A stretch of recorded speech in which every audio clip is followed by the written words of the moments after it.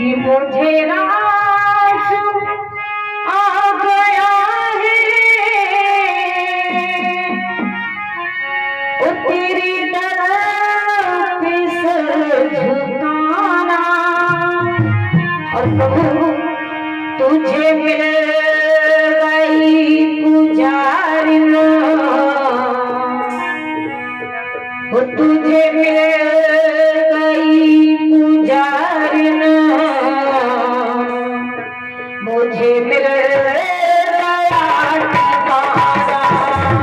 मुझे मिल गई पुजारिन, मुझे मिल गया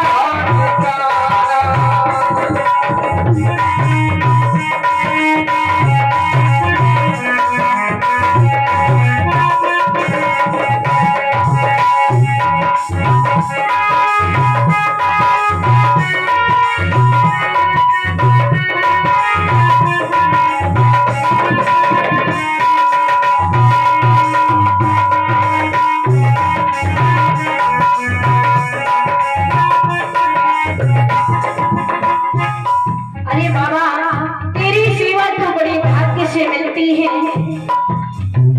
तो मुझे रास आ गया है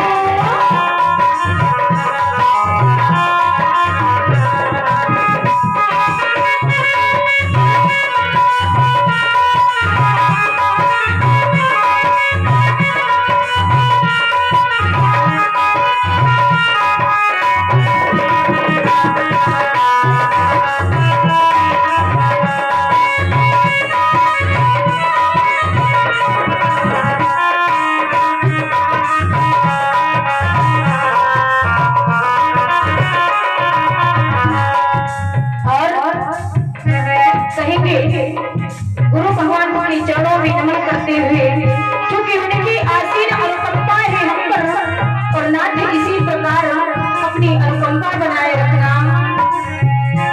और मुझे तो जाने था,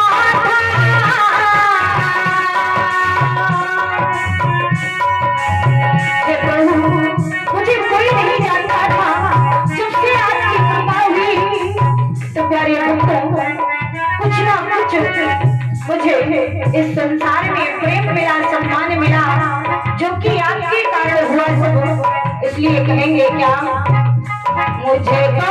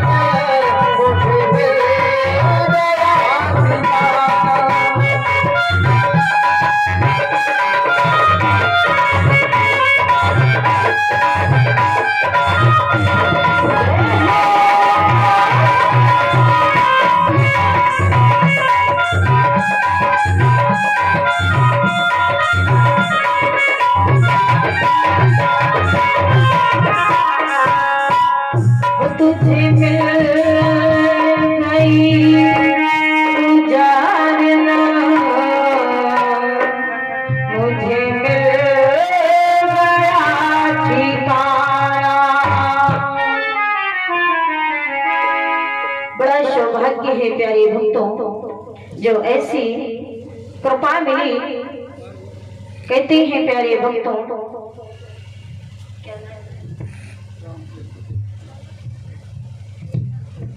और राम कृपाल दादा है, इन्होंने 11 मुद्राओं से व्यासपीठ का सम्मान किया है। प्रभु कल्याण करें। श्री राधे। हाँ देखिए आपके गांव के लोग नहीं आते हैं, गोविंदपुर से परीक्षित जी आए कथा सुनने। हाँ गोविंदपुर चौड़गरा के पास पड़ता है, वहां से कथा सुनने आए हैं। कितना सौभाग्य है इनका, परीक्षित बने थे और देखिए यहाँ तक आ गए प्रभु की कृपा से। कहते हैं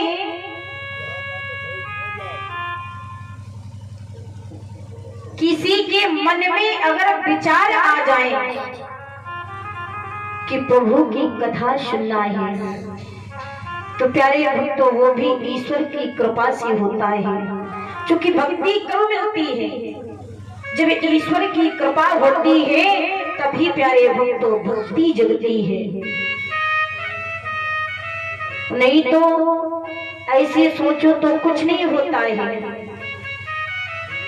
पूर्व जन्म के पाप से हरि चर्चा न सुहाए, जब कई जन्मों का पुण्य होता है, एकत्र होता है, तब प्यारे भक्तों ये भक्ति जगती है और ऐसी रसमयी पावन ज्ञान की गंगा पान करने का अवसर प्राप्त होता है। बैठो, बोलिए बांके बिहारी लाल की जय। चूंकि और जो सोचो प्यारे भक्तों की इस संसार में कोई अपना है तो कुछ नहीं है। चाहे जितना धन एकत्र कर लिया जाए, चाहे जितना परिवार बढ़ जाए, रावण का कितना बड़ा परिवार था ना, और कितना बलशाली था, इतना बड़ा परिवार, इतना बलशाली और विद्वान भी था। लेकिन प्यारे भक्तों क्या हुआ उसके जीवन में? चूंकि प्रभु से शत्रुता की थी उसने, मित्रता नहीं शत्रुता की, तो प्यारे भक्तों सब कुछ नष्ट हो गया। कुछ बचा क्या उसके जीवन में? 1 लाख पूत 1.25 लाख नाती, क्या बचा? कुछ बचा न दिया बाती। अब समझ लीजिए, इसीलिए कहते हैं कि संसार में अगर कोई अपना है तो वो है प्रभु का नाम, वो है प्रभु का चिंतन। रत्नाकर चोर था, डाकू था, मारना काटना उसके कार्य थे। रत्नाकर अनेक प्रकार से अभद्रता के कार्य करता। प्यारे भक्तों कभी ईश्वर का नाम नहीं लेता था। एक बार सप्त ऋषि वहां से निकले तो जब ही रत्नाकर ने देखा तो जो दौड़ कर जाकर उनको छींक लिया। कहाँ जा रहे हो? अब चोरी का कार्य था, मारना काटना। प्यारे भक्तों ऋषियों ने कहा, बेटा हम तो अपने रास्ते जा रहे हैं। रत्नाकर ने कहा, रखो ये झोली कमंडल सब मुझे दे दो, अन्यथा मैं मार दूंगा, किसी को काट दूंगा, किसी के बाल निकालूंगा तो किसी की दाढ़ी खींच लूंगा। देखिए ऋषियों से कह रहा है। अब रत्नाकर को देखकर वो शांत हो गए, क्योंकि चोर डाकू है, मार काट ना दे। प्यारे भक्तों ऋषियों ने कहा, अरे बेटा तू ये जो चोरी करता है, पाप करता है, तो क्या इस पाप में तेरी पत्नी तेरे बच्चे तेरा साथ देंगे? इस पाप को कुछ लेंगे? क्योंकि पाप की कमाई अपने परिवार का पालन पोषण कर रहा है। अब देखिए संतों का मत कैसा हुआ। समझाने के लिए रत्नाकर ने कहा, मुझे तो कुछ नहीं पता, लेकिन मैं जो कहता हूं पहले वो करो, जो लाए हो सो मुझे दे दो। ऋषियों ने सारा सामान सब कुछ रत्नाकर को दे दिया और कहा, बेटा जाकर अपने परिवार से पूछो क्या इस पाप के भागीदार वो भी बन सकते हैं, क्योंकि तू पाप करता है ना परिवार के लिए। रत्नाकर ने कहा, नहीं नहीं तुम भाग जाओगे सब। ऋषियों ने कहा, अगर भागने का डर है तो मुझे वृक्ष से बांध दो। भाई डर है अगर कि हम चले जाएंगे तो मुझे एक वृक्ष से हम सबको बांध दो और फिर जाओ अपने घर पूछ करके आओ। जय ही रत्नाकर अपने घर गया पत्नी से कहा, प्रिय, जो मैं ये पाप का धन लाता हूँ, मारना, काटना, चोरी करना, तो क्या इस पाप में तुम भी मेरी भागीदार बनोगी? पत्नी ने साफ इनकार कर दिया। क्यों? तुम्हारा दायित्व तो है परिवार का पालन पोषण करना, चाहे तुम चोरी करके लाओ, चाहे मार के लाओ, चाहे काट के लाओ, इससे हमसे कोई मतलब नहीं। भाई तुम्हारा जो दायित्व है तुम वो कर रहे हो, तो मैं क्यों बनूं पाप की भागीदार? रत्नाकर को समझ में आ गया कि मानो जैसा कर्म करता है उसका उसी को फल भोगना पड़ता है। अब दौड़ता दौड़ता गया, ऋषियों के चरणों में लेटे गया, प्रभु मुझे क्षमा करो। नाथ मैं समझ गया कि इस संसार में कोई अपना नहीं है, मैंने जो पाप किए तो उनका भोग मुझे भोगना पड़ेगा। अब ऋषियों ने कहा, ठीक है बेटा, खड़े हो जाओ, बोलो राम। अब देखिए, इतने पाप बढ़ गए थे, इतने पाप बढ़ गए थे कि राम का नाम नहीं ले पा रहे थे। ऋषियों ने फिर कहा, बेटा बोलो राम। और राम जय ही कहलाते तो वो मरा कर पाते, क्योंकि मारना काटना, मारना काटना, जितनी बार राम कहलवाए तो वो मरा ही कह पाए, राम का शब्द सीधा ना कह पाए। ऋषियों ने कहा, बेटा तो ये ही रट, अगर राम नहीं कह पाता तो मरा मरा मरा मरा, तो अंत में उच्चारण राम राम का निकलने लगेगा।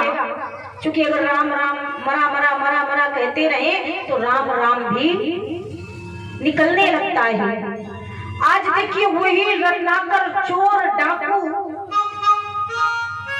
उल्टा नाम जपति जग जाना, अब वाल्मीकि भय ब्रह्म समाना। देखिए, वही चोर वही डाकू आज वाल्मीकि बन गए। कैसे? नाम के आधार के सहारे, क्योंकि उन्होंने नाम का आधार बना लिया अपने जीवन में, उस नाम को जीवन में उतार लिया और सारे कार्य छोड़ दिए। वही राम राम कहते कहते इतने विद्वान हो गए कि उल्टा नाम जपति जग जाना, वाल्मीकि भय ब्रह्म समाना, भगवान की उपाधि दे दी गई, क्योंकि उन्होंने अपने कर्मों को सुधारा। तो प्यारे भक्तों, जब से जानो तब से मानो।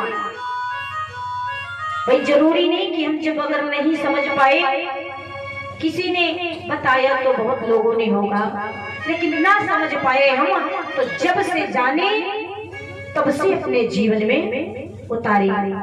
कहाँ लग करो नाम बड़ाई, उनके नाम की महिमा नहीं है कोई कि हम बड़ाई कर सके, इतनी बड़ी महिमा है। बोलिए बांके बिहारी लाल की, बोलिए कन्हैया लाल की जय। आइए प्रभु का शब्द कीर्तन करते हुए अपने हृदय में प्रभु की मूर्त को बिठाते हुए मन को एकाग्र करके प्यारे भक्तों इस कथा का रसपान करेंगे। सभी लोग बोलेंगे कि गोविंद जय जय हरि गोपाला जय जय, गोविंद जय जय हरि गोपाला जय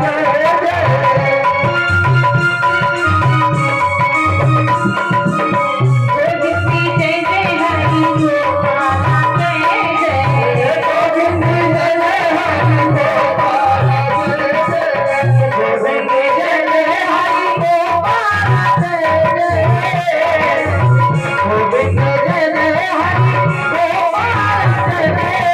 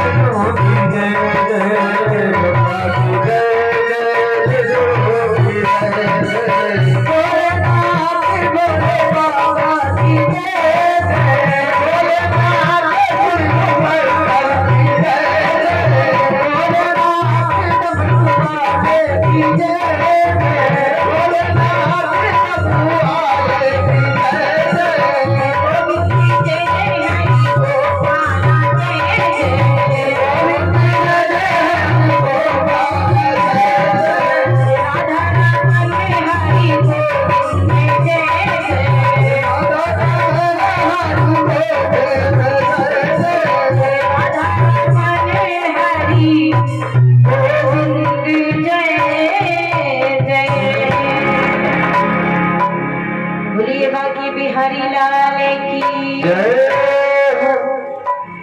आइए, कहते हैं प्यारे भक्तों, संसार में दान तो अनेक लोग करते हैं, भूदान, कन्यादान, सोना चांदी इत्यादि अन्नदान, लेकिन ऐसे ऐसे ऋषि भी हुए जिन्होंने अपने शरीर का दान कर दिया। सोचिए कितने महान